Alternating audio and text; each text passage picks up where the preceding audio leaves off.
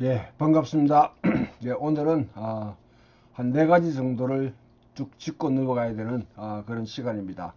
유대적 맥락 속의 예수와 그리스도의 초기 교회, 그리고 그리고 로망 맥락 속에서 예수 그리스도와 초기 교회를 살펴보고요. 그다음 역사적 예수의 연구가 왜 필요한가?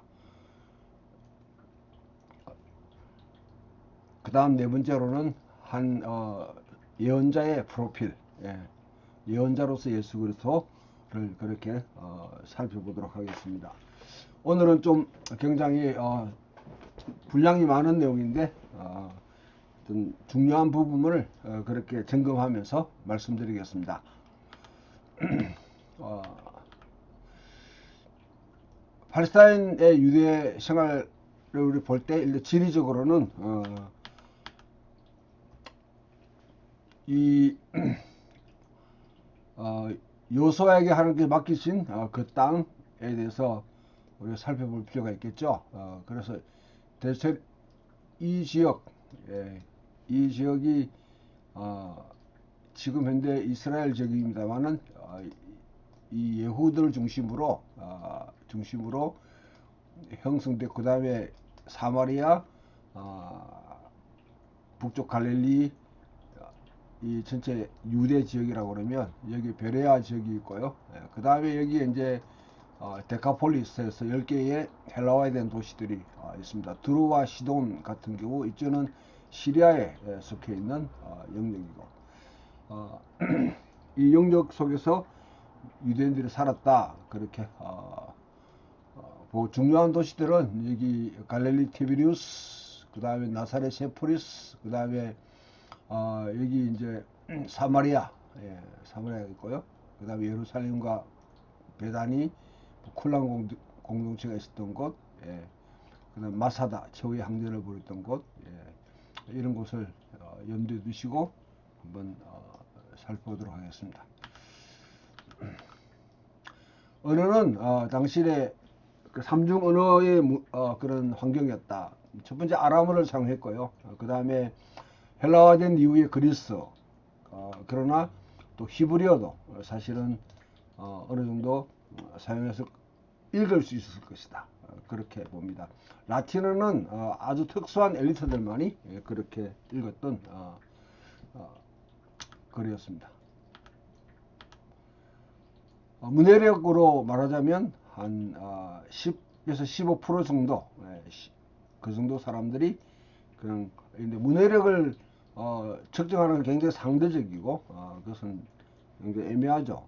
아무튼 한 10에서 15% 정도가 글을 읽고 쓸 수 있었다. 특히 이제 유대 문학은 유대교는 그 체계 문화가 굉장히 강했기 때문에 다른 유대인들과 그리스도인들은 이보다는 훨씬 더 높았을 것이다. 예, 예. 그래서 비문 낙서등과 같은 널리 펴진 어떤 그런 고고학 자료들을 볼 때에 이보다는 상당히 좀 읽고 쓸 수 있는 사람들은 특히 유대인이나 그리스도인들은 책을 중심으로 형성되어 있던 그런 문화이기 때문에 높았을 것이다. 그렇게 볼 수 있습니다. 경제생활.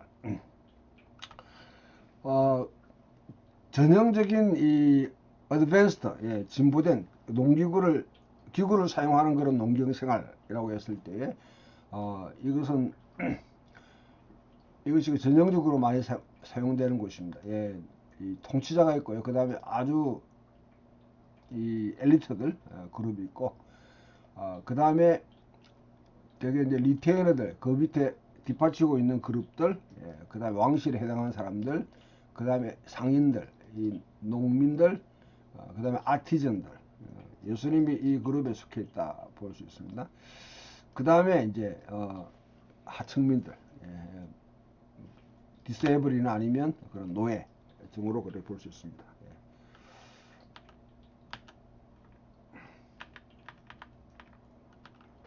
예. 집의 엘리트들, 그 다음에 지역 엘리트들, 지방의 엘리트들, 이 어린이들, 대체로 재상들과 서기관들, 그 다음에 일부 퇴역군인들, 또 바리새인들이 거의 이제 여기에 속해 있다 그렇게 볼 수 있습니다.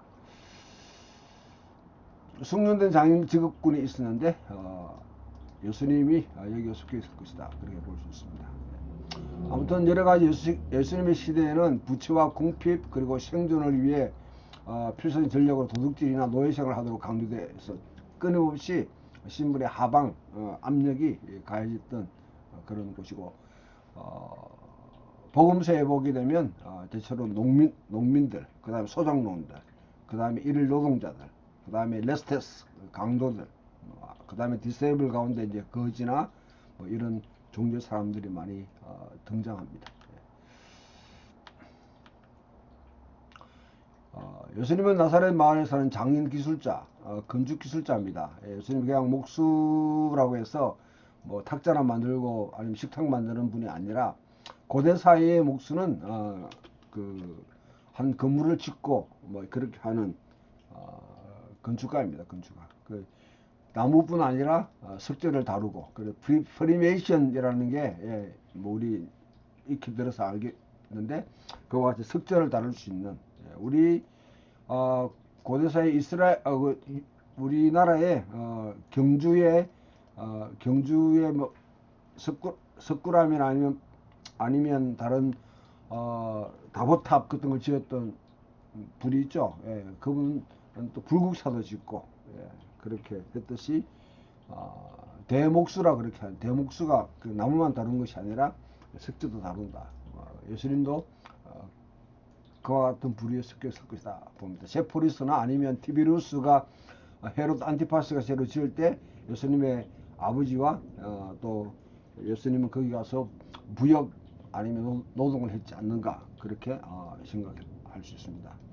예수님께서 흥미로운 사실은 예수님께서는 갈릴리 사역 중에 세포리스나 티비루스와 같은 그런 대도시를 피하는 인상을 주는데 이는 헤롯 안티파스의 보안군에게 체포된 것을 피하기 위한 전략일 것이다 그렇게 볼 수 있습니다.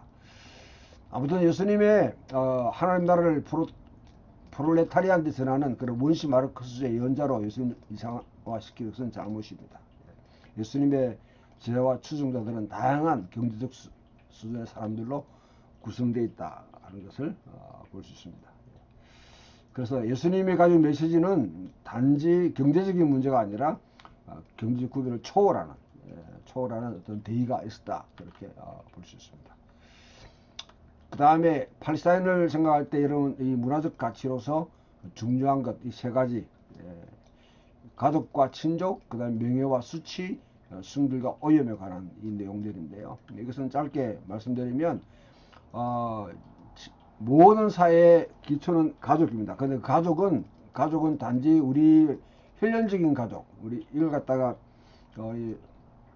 핵가족이라고 그렇게 핵가족이 아닙니다. 대가족입니다. 우리 대가족 제도 대가족인데 이제 extended family에서 그 안에는 혈연으로 있는 아들 부모와 자식뿐 아니라 형제들 친척들 또한 친구들 또한 거기는 그 노예들도 가족에 속해 있습니다. 그런 가족이 굉장히 중요한 1차적인 사회 집단으로 중요했다 하는 것을 기억하시고요. 고대사에 가족이 없는 사람은 아무것도 아니다 하는 말이 있습니다. 그 정도로 굉장히 중요한 위치를 차지했고요. 그 가족은 1차적으로 사회화하는데 가장 기본적인 그런 단위죠. 단위고 가족의 가치를 중요하게 그렇게 여기 그렇지만 이스라엘 사회에서는 아브라함의 가족이다 하는 큰 울타리를 또 두고 있기 때문에 그런 것을 넓혀서 볼 필요가 있고 두 번째 명예와 수치는 우리로 말하면 체면 문화와 관계되어 있습니다. 그래서 명예라는 것은 1차적으로는 부모로부터 받은 부여된 그런 명예가 있고요. 그 다음에 이 자기가 성취한 획득한 그런 명예가 있다. 두 가지가 있는데요. 획득과 상속된 명예가 있습니다. 명예는 그런데 그 사이에는 또 한편으로 보게 되면 이 제로섬 게임 그러니까 제한된 자원의 세계라고 그렇게 합니다. 자원이 산업혁명 이후에 무한히 창출되는 곳이 아니라 딱 한 사람이 많이 먹게 되면 다른 사람 적게 먹는 것. 명예도 마찬가지. 명예 어떤 사람이 명예를 많이 찾으면 다른 사람은 명예가 박탈되거나 훼손되거나 아니면 없어지는. 그게 이제 반대되는 언어가 수치죠. 부끄러움을 당하는 것. 남자가 남자답지 못하면 수치를 당합니다. 여성도 여성스럽게 여성다운 모습을 보지 않으면 수치가 있다. 부끄럽다는 단어가 굉장히 많이 등장합니다. 성경에 보면 내가 복음을 부끄러워하지 아니하노니 내가 믿는 복음 자체가 그와 같이 수치스럽게 여기지 않는다. 왜냐하면 십자가에 죽은 예수는 이 그릇골로망 사이에서는 정말 부끄럽다. 수치다. 또한 유대인 사이에서는 나무에 달려 죽은 자마다 하나님께 저주받은 자.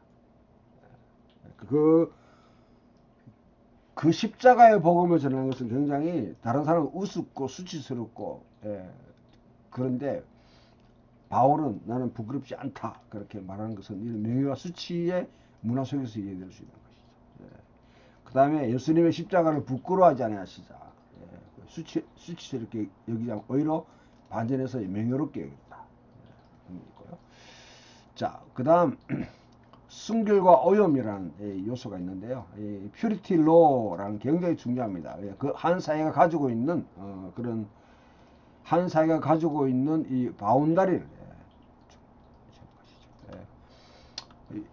하나님 옆에 나갈 때에 우리는 정결해야 된다. 제 문제와 또 관계되어 있고 오염 문제와 관계되어 있습니다. 이 오염은요 신체적으로 표현되는데 내가 우리 몸에는 출구가 있습니다. 이렇게 바깥에 코, 눈, 귀, 입, 그 다음에 우리 이제 이 생식기 등등은 우리 바깥 세계와 이렇게 이제 통하는 하나의 관문이죠, 관문. 그 관문들을 어떻게 이렇게 이제 관리하느냐 굉장히 중요하게 그렇게 여겼습니다. 손을 씻는 입으로 들어가는 것이기 때문에 그렇죠. 눈도 그렇고요, 귀도 듣는 것 이런 게 다 관련되어 있는데 특히 이 순결과 오염에 관한 이런 문제는 위기에 처해 있는 공동체는 항상 중요하게 생각합니다.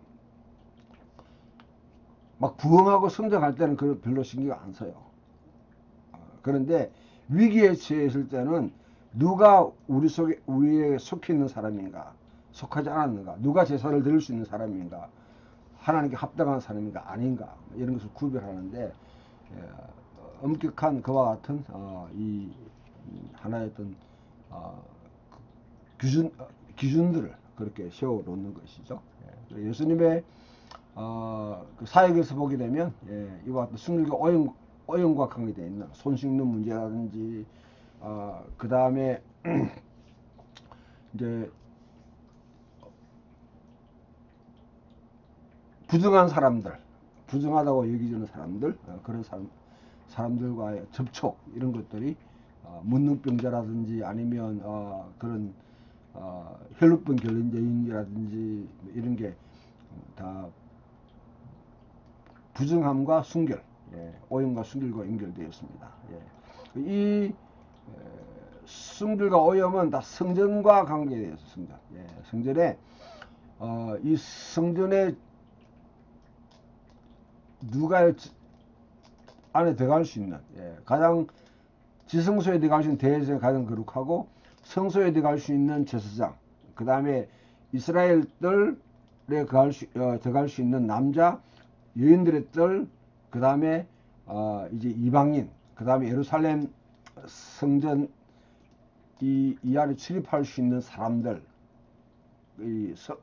이게 이제 지방으로 가게 되면 하나의 성이 있는 그런 곳과 성과 이제 이렇게 성벽이 없는 그런 촌, 그다음 이방인 땅 이런 식으로 지리적으로 나눠지게 되고요.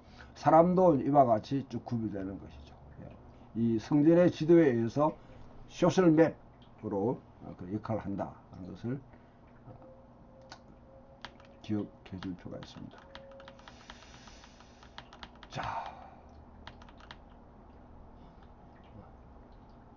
이런 명예와 수치라든지 이런 이제 가족 개념 또 오형 개념을 그 사회가 공통으로 가지고 있는 문화적인 가치와 관습에 의해서 결정되어 있는데, 예수님과 복음서 기자들, 특히 성경이 그것을 그대로 받아들이냐, 그렇지 않습니다. 그것을 예수님이 누구인가, 예수님의 또 하나님 나라의 선포에 의해서 다시 이렇게 변혁시키는 것이죠. 변혁시키는.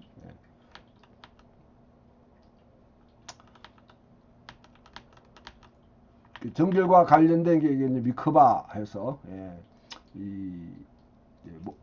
목욕을 시킬 수 있는 그런 시설들이 굉장히 많이 있고요. 최근에 어떤 학자가 주장하기를 우리 초대교회 사도행전 2장에 보게 되면 뭐 3,000명, 4,000명이 그와 같이 개종했다 했을 때 그 사람들 세례를 갖다가 어떻게 다 줬겠느냐. 충분히 예루살렘에는 가능할 정도로 이와 같은 목욕 시설들이 굉장히 많이 갖춰져 있기 때문에 가능했다, 그렇게 볼 정도입니다.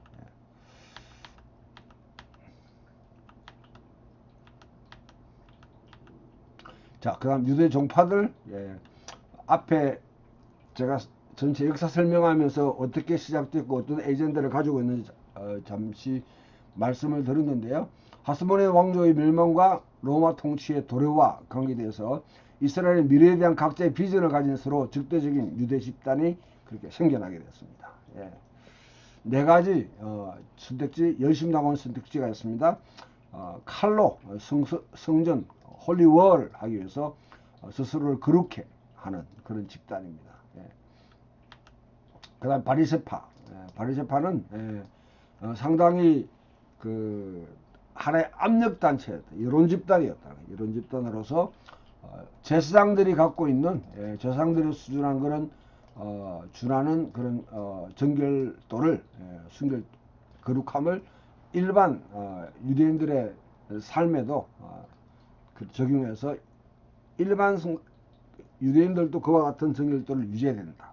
그래서 굉장히 퓨리틸로 정결법을 굉장히 강력하게 주장했던 그런 집단입니다. 하스모네 왕조 때는 정치 집단이었지만 예수님의 시대에는 더 이상 정치적인 집단이 아니었기 때문에 이들은 이제 소위 말하는 정치에서 경건으로 폴리틱에서 그다음에 파이어티 경건으로 나아갔다, 그렇게 보는데 그렇게 동의할 수 없는 그런 견해이지만 아무튼 정치적인 일선에서 박탈됐지만 권리들이 그러나 상당히 정치적인 집단입니다. 권력의 전당에 쫓겨났을 때 불뿌리 캠페인을 시작해서 대중의 이스라엘에 대한 비전을 수용하도록 그렇게 활동했습니다. 그래서 모든 사회 가능한 각각의 제의적 목욕 의식을 하도록 지시하고, 그 다음에 부활을 기다리며 다윗의 자손의 오기를 그렇게 고대하는, 하나님이 행동하셔서 이스라엘을 회복하기를 기대했던 하나의 민족 부흥운동이라 그렇게 볼 수 있습니다.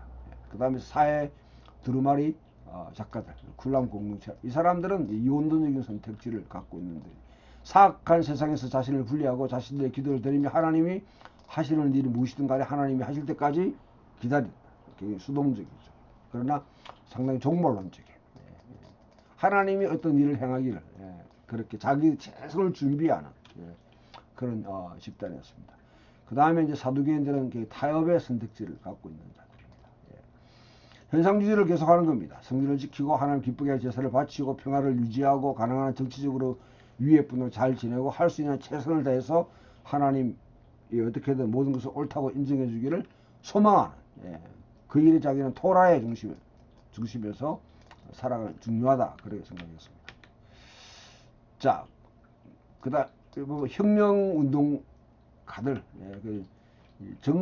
빈곤에서 벗어날 방법이 없던 절망적인 유대인 집단, 아니면 단순한 무정부주의자들이 아니었습니다. 자기들 나름대로 신념이 있었어요. 신념이 있었습니다.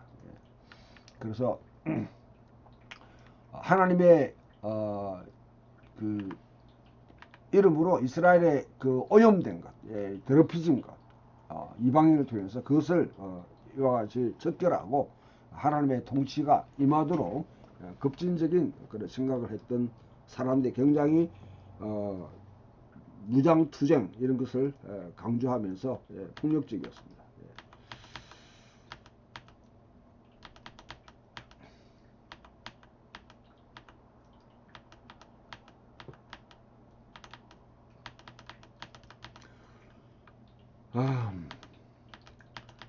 자, 이 열심당원은 결국 그 AD 70년에 유대가 멸망하는데 아주 중요한 아주 그 불을 지폈고 끝까지 그 일을 진두지휘하면서 사실은 굉장히 민족을 위태한 곳으로 몰아넣었고요. 또 그 잔재가 남아가지고 나중에 주후 135년 그 바르코크바 전쟁 때 최후로 이 바르코크바가 랍비 그 시몬 벤 자카이에서 메시아다 하는 추구를 받고 마지막 로마에 대항하다가 그냥 역사의 무대에 사라졌던, 사실은 요세푸스 같은 사람이나 아니면 상당수의 저자들이 이 열심 자체가 결국은 이스라엘 민족이라는 것을 멸망시킨 하나의 어떤 그런 불씨 역할을 했다, 그렇게 다소의 바울도 사실은 바리새인인데 굉장히 열심의 전통을 갖고 있었던 열심당원 속해 있던 사람이다. 바리새파, 바리새파는 신약 연구의 가장 중요한 집단입니다. 바리새인들은 복음서 예수님의 주된 대적으로 묘사되고요. 이 사도 바울 한때 열심히 있는 바리새인은 그 다음에 바리새인들은 주 70년에 예루살렘 함락되고 145년에 바르코크바 반란이 실패한 후에 결국 유대 세계를 그 이후로부터 지배하게 되고 랍비 유대교를 갖다가 이제 형성시킨 그런 주도 세력입니다.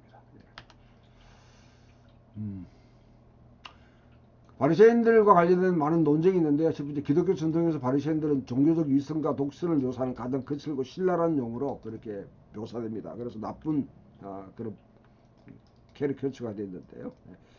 예수님께서 바리새인들과 논쟁을 벌인 이유는 무엇인가? 하나님의 나라가 하늘에서와 땅에 도라는 것이라는 동일한 목표를 두고 서로 다른 비전, 다른 버전을 가지고 있었기 때문에 서로 그 사이에 벌어지는 내부 논쟁으로 그렇게 이해가 가능합니다. 다른 어떤 종파보다 예수님은 바리새파 운동에 더 가까웠고요.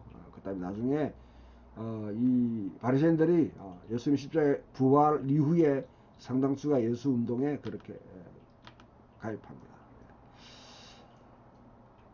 바리새인들의 목적과 야망에 대해서 많은 논란이 있는데요.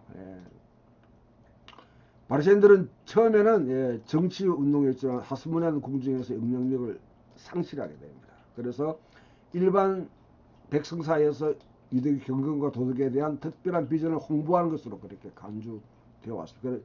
제이콥 누즈너와 같이 아주 탁월한 그런 유대 학자는 from politics, 정치에서 to piety로 그렇게 전환됐다, 그렇게 보면서 정치적인 운동을 하지 않았다 하지만은 거기에 대해서는 퀘스천 마크가 붙습니다. 바리새인은 여전히 활동적이었고 종종 정치적 혁명적 운동에 참여했고요. 현상 유지에 대한 정치적 변혁을 그렇게 지지했던 그룹이 바로 이 바리새인파입니다. 정결법에 관심 두었다는 것은 앞에 제사장들의 그런 정결을 일반 사람들의 삶에 그렇게 적용하려고 했던 하나의 메시아가 오기 위한 전제 조건을 만드는 그런 중요한 사역으로 봤습니다. 셋째, 로마의 전쟁 살아남은 유일한 두 유대 정파는 기독교와 바리새파입니다. 성전 이후 세대의 유대 세계의 목소리를 놓고 영향력을 얼마 정도 행사할 수 있을지 놓고 경쟁했다. 그러면 상당히 70년 이후에 그런 유대교 내에서 기독교와 바리새파가 서로 이제 내부 논쟁을 벌이는 그런 측면으로 볼 수 있습니다. 세 가지 기본 명제가 있는데, 첫째, 규모 면에서 바리새인 수천 명이 있을 것이다 라는 것이죠. 두 번째, 바리새인은 헤롯 시대의 정치적으로 주변화되었습니다. 그래서 그들은 엄격한 토라 준수를 체제를 통해서 이스라엘 종말론적 회복에 필요한 조건을 갖추는데 관심을 기울이고 있었고, 이스라엘 하나님이 회복하시도록, 그리고 주변 나라들보다 이스라엘이 높임받도록 하기 위한 전제 조건으로 이스라엘을 그렇게 형성하려고 하는 일종의 유대 경신 운동이었다, 그렇게 볼 수 있습니다. 자, 나름대로 의제 자체가 진정한 조상의 정 돌아가서 백성 소집해서 이스라엘을 정결케 하고 이스라엘 독립적인 신권 정치의 지혜를 회복시키려고 하고, 압력 집단으로 그들은 토라 연구와 실천을 통해서 그러한 운동을 선봉에 서서 진두지휘했습니다. 이스라엘 하나님이 그 백성을 구출해서 행동하신다. 그때 이스라엘 하나님 옳다고 입증하실 이들은 바로 자신들임을 현재에 그렇게 증명하려고 하고자 하는 그런 목표를 삼고 있었습니다.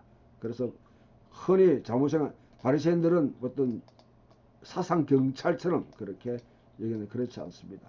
바리새인 자신의 전성을 백성에 전수하려고 아주 적극적인 그런 활동을 펼쳤다 그런 것입니다.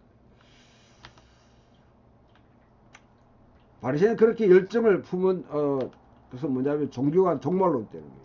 야훼의 나라가 도래한다는 묵시 사상을 가지고 있었기 때문에 이 11조 제의적 시스템, 농업, 안식일 축제 준수, 서울에 관한 토라의 올바른 가르침을 그렇게 전해서 야훼의 날이 도래하기를 그렇게 시공간을 뚫고 그렇게 야훼가 행동하기를 준비했던 그런 운동으로 볼 수 있습니다. 당시 바리새파의 힐렐과 산마이가 있었는데 극단주의적인 그런 좀 편은 산마이고요. 강경한 사람은 정치적으로, 힐렐은 상당히 좀 현실에 적응해 나가는 그런 의견들을 그렇게 펼쳤습니다. 그래서 바리새인들하면 누구든지 그렇게 동의하는 것은 이스라엘이 언젠가 회복되는 백성들에게 바로 이 토라를 가르쳐야 된다, 그렇게 봤습니다.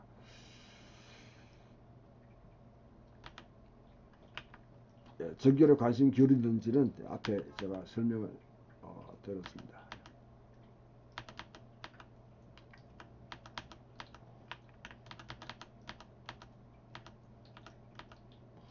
그 다음 사두개인들 제사장 귀족들, 당시의 지배계급들이죠. 이들은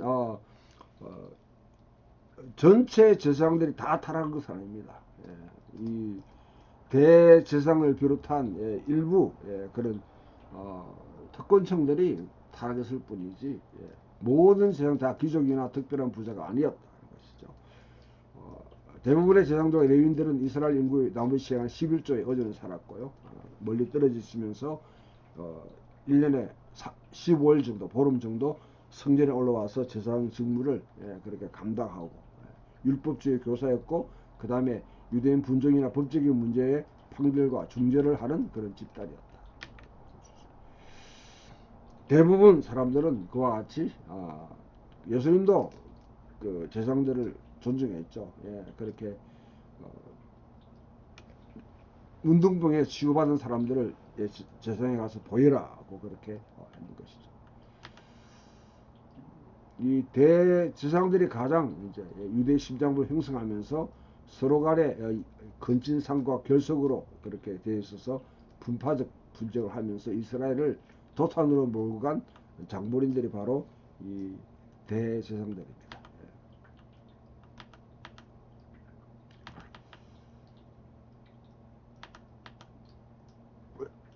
사두개인들은 자유의지를 그렇게 이렇게 신봉했습니다.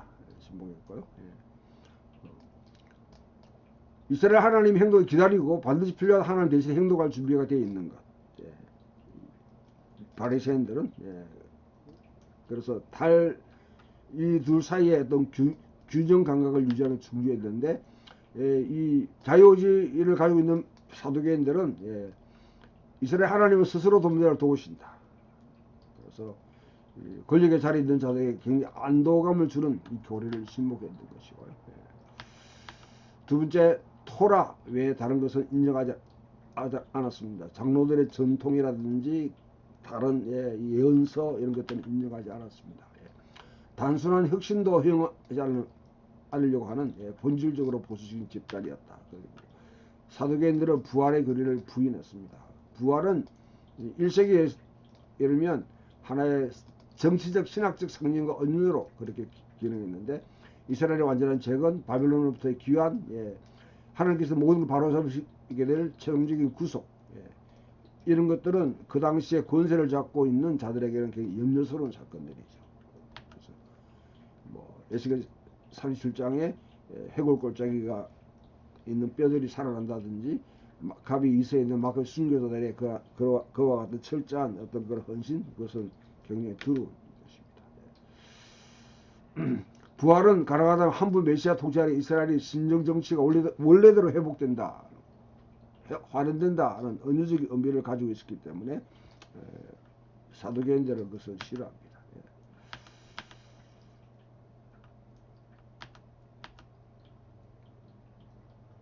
유대 기술 구속했던 자들은 AD 70년 그 파국적인 사건에 의해서 다 역사 무대에 흔적도 없이 사라져버리게 됩니다. 그다음 쿨람 공동, 에센파 쿨람 공동체라고. 쿨람 공동체가 이렇게 사회 근처에 있었지만은 여기가 쿨람 공동체입니다. 또한 이 예루살렘에 여기가 이제 에센 문이라 그렇게 하는데요. 황금문이라고 하는 이 주변에 에센파들이 있었다. 헤롯 시대가 되면 헤롯이 에센파를 굉장히 포용했기 때문에 이곳에 거주했을 것이다, 그렇게 봅니다. 여기가 이제 4번이 헤롯 거리이기 때문에.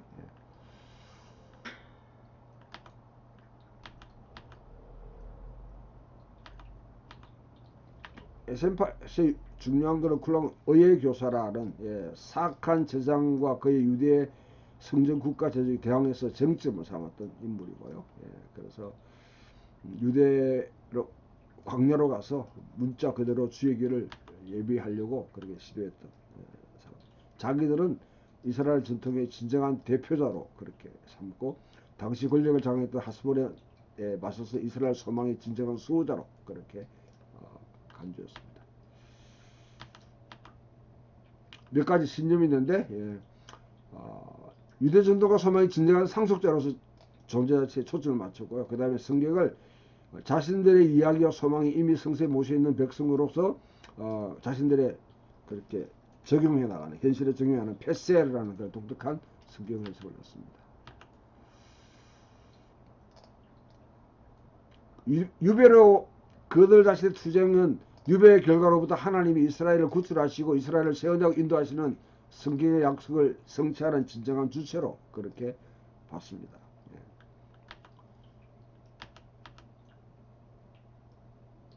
이 집단 구성이 보이는 이야기는 그들의 세계관을 갖다 드러내는데, 그 이야기는 이스라엘 이야기입니다.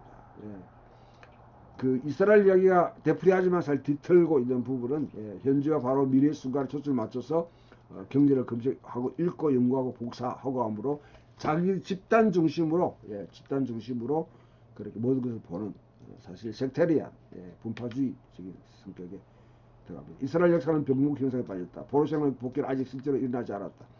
하지만 이 작은 집단이 이스라엘 큰 회복의 날이 오게 될 그날의 선봉대로 자신들을 여겼습니다. 포로 이전에 기록된 예언들, 미래 기환과 회복을 예언한 예언들을 중심으로 읽으면서 실제로 이 집단 자체 역사에 실현되기 시작했다. 그래서 이스라엘의 이야기는 쿨람의 이야기로 그렇게 바뀌게 됩니다. 미래 종말론, 특히 묵시를 대변하고 있는데요.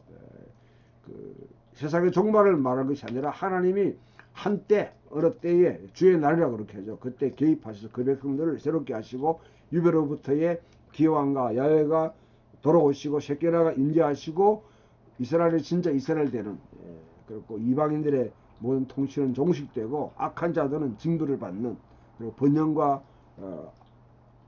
그 정의가 이루어지는 그 세상을 그렇게 봤습니다. 그래서 그들은 두 메시아에 대한 한 개는 왕적인 메시아와 제사장적인 메시아를 그 어색하게 그렇게 묻고 있었습니다. 우리가 그걸 계시된 종말이야. 이미 자기들 공동체 속에서 뭔가 시작되었고 언제나 극적인 모습으로 완성될 것이다. 그렇게 봤습니다.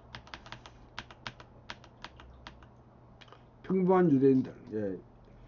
일상적으로 살았던 이 사람들은 일상적인 갈등, 삶에 그냥 몰입하며 살았는 것이죠. 예. 대도시 유대인들은 명령을 준수하고 또 사실은 바리새적인 방법으로 상당히 많이 그렇게 따랐다. 그렇게 볼 수 있습니다. 자, 이 평범한 유대인들의 생각 가장 중요한 것은 한 분 하나님과 하나님 백성. 여기에 모노데이즘과 그 다음에 선택의 사상이죠. 그 다음에 세 번째로는 우리가 이 종말론, 종말론. 이 세 가지가 아주 중요한 신점인데요. 예.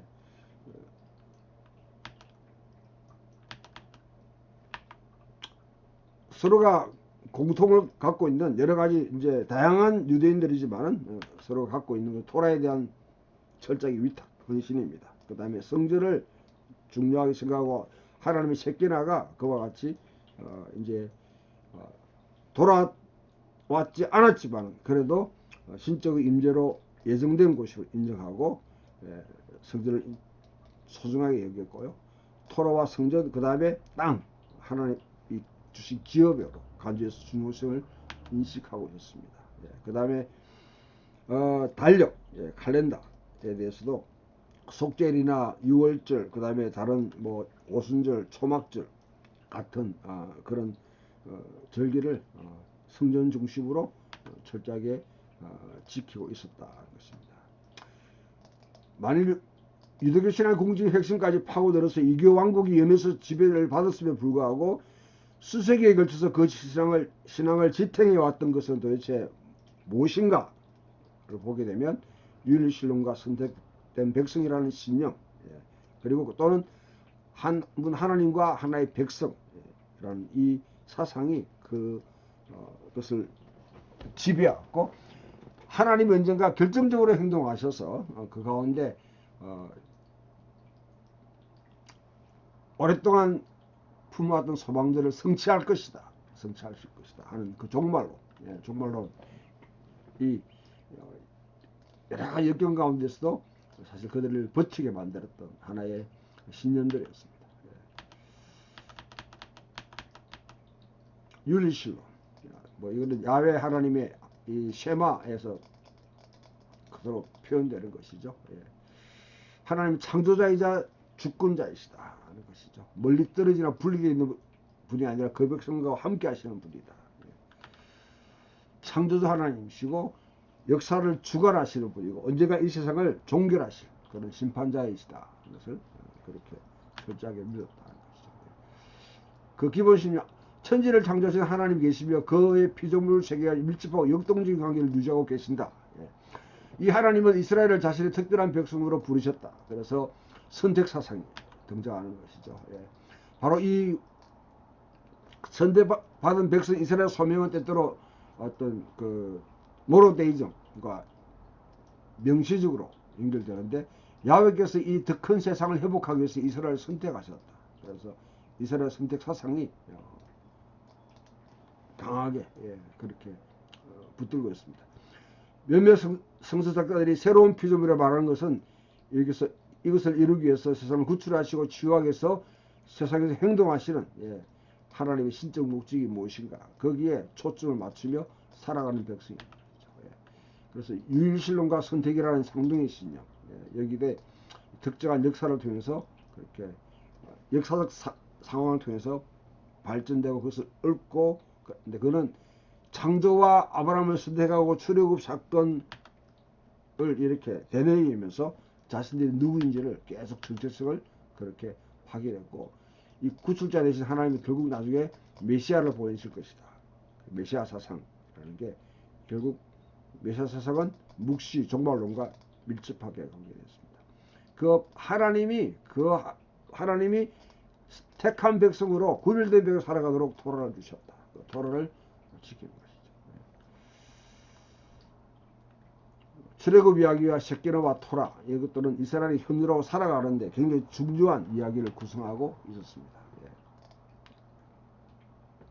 그래서 하나님의 영은 심지어 그 구름 기둥과 불 기둥으로 그와 같이 나타나시면 셰케나를 로 통해서 하나님의 영이 임하셨다. 야훼의 임재와 구출하신 사랑에 대한 이 세 가지 표현, 하나님 임재, 하나님 율법, 하나님의 영, 이 세 가지가 중요합니다. 야훼의 임재와 구출, 사랑에 대한 세 가지 표현으로 하나님이 셰케나 임재하시고 율법을 주셨고 그와 같이 영으로 함께하신다. 구출하는 이야기, 자유하는 이야기, 이것은 출애굽 내러티브를 바탕으로 널리 형성되었습니다. 자신들이 누구인지에 대해서는 바로 이와 같이 주변 사회와 구별할 때 이 출애굽 이야기가 항상 그 바탕에 깔려 있는 것이죠. 그와 동시에 하나님이 그 백성들에게 또 하나님 인자 구원한 활동과 관계된 것으로 하나님의 말씀과 하나님의 지혜 이런 것들이 이 다섯 가지 앞에 하나님 임재, 하나님 율법, 하나님의 영, 하나님의 말씀과 하나님의 지혜 이 다섯 가지가 일종의 전체를 통제하는 내러티브를 형성했는데 유대교는 철학적 체계가 아니라 하나의 전체 이야기로 자기들 신학을 이야기합니다. 여기는 전례와 축제, 성경 읽기, 노래, 기도에서 다시 말하고 생생하게 재현하고요. 두 번째 이스라엘은 하나님의 임재에 대한 감각을 되살려 낼 수 있었고 이런 내러티브를 통해서 이스라엘 백성은 과거의 야훼의 구출하는 행동에 대해서 그와 같이 다시 뿌리를 내리고 살아갈 수 있었습니다. 종종 극한 상황이 직면한 가운데서도 현재 구출에서 도움을 주시는 하나님께 기도를 하게 되고 미래를 내다보고 하나님의 최종적인 승리 그리고 자신들의 노예에 잡혀있는 모든 것으로부터 최종적으로 해방되는 그것을 소망하며 살았습니다. 한 분이신 하나님을 그리워하는 이런 유대적 그림은 이 그림에 더하기 위해서는 우리가 유대 문수의 두 가지 특징을 분별해서 고려해야 되는데요. 첫 번째, 야훼께서 바벨론 포로 시대에 예루살렘을 버리신 후 능력과 가진 영광으로 시온으로 다시 돌아오실 것이다. 야훼가 시온으로 귀환하는 사상. 특히 이사야 40장과 55장에 아주 상세하게 기록되어 있습니다.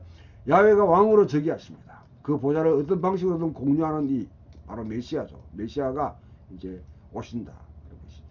이게 예수님의 자기와 밀접하게 관계되어 있는 하나의 중요한 사상입니다.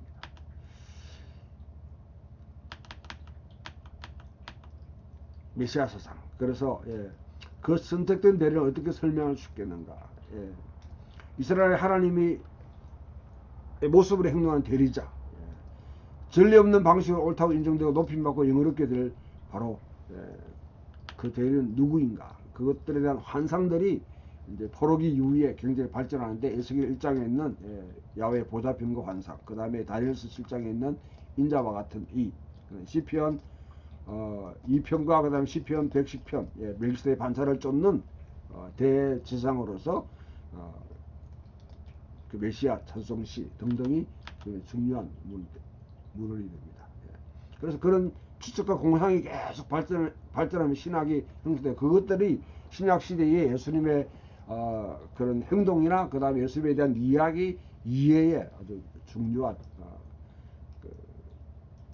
영향을 미칩니다. 그 메시아는 마치 신적인 존재처럼 나중에 하나님 보좌 우편에 자정하신다 했을 때 신적인 존재처럼 제2성령 시기에 예수님의 그와 같이 신적인 존재로 추앙받는 것에 대해서 당시 유대인들은 굉장히 신성모독으로 얘기했지만은 그러나 초대 그리스도인들은 전혀 거기에 대해서 위협으로 얘기하지 않았습니다. 율신론이 이제 변형되는 것입니다. 한 분 하나님이 어떻게 이스라엘과 세계를 위한 약속과 목적을 성취하시는가? 그 핵심적인 인물은 바로 메시아라는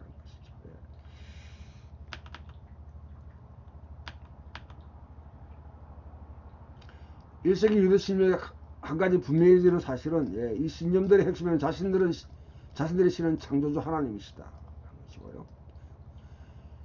유대 민족의 하나님은 일종의 부족실이거나 지역을 관장하는 어떤 신적인 존재가 아니라 전능하신 하나님, 천지를 만드신 하나님입니다. 그 하나님은 이스라엘 자신의 특별한 소유로 삼으시고 자신을 목자로 그렇게 돌보는 백성이다. 이스라엘은. 그래서 이스라엘은 제사장자라고 열방의 빛이 되도록 부름받았다. 앞에도 설명했지만은 아담의 실패에 대한 대안으로 아브라함을 부르니까 아브라함을 통해서 이스라엘을 형성하셨다. 그럼 이스라엘은 아담이 실패한 것을 형성하도록 부름받은 택한 백성이다. 비록 세상이 악으로 황폐해지고 어둠의 세력이 흥포하게 되었지만 항상 그런 채로 남아있지는 않을 것이다. 하나님이 분명히 한 분 하나님이 예언자들, 제사장들, 왕들과 같은 자신의 대리인을 통해서 이스라엘을 구출하여서 새로운 출애굽을 일으킬 것이다. 많은 유대인이 이 소망을 소중히 간직하고 다양한 방식으로 표현했는데 바로 이런 하나님은 이스라엘의 운명과 미래를 완전히 변혁시킬 것이다. 그리고 변혁된 이스라엘을 통해 하나님은 언젠가 온 세상을 다시 회복하시고 변혁시킬 것이다. 이 소망이 유대교 그 당시 사람들이 갖고 있는 신념이었습니다. 자, 이런 점에서 우리가 보게 되면 이제 이 유대적 맥락에서 예수 그리스도와 초대교회의 어떤 그런 신념들 배후에 깔려 있는 아주 중요한 그런 맥락이다 하는 점을 우리가 기억해 볼 필요가 있습니다. 자, 이제 두 번째, 세 번째는, 네 번째는 빨리빨리 훑고 가야 될 상황입니다.